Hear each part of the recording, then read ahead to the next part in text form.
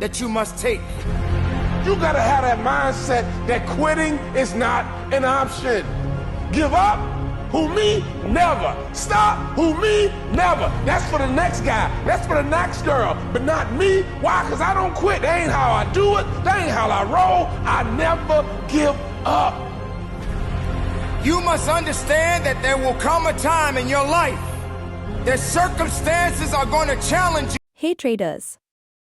Hope you are doing well and enjoying your trading journey. The market is always full of opportunities if you know where to look.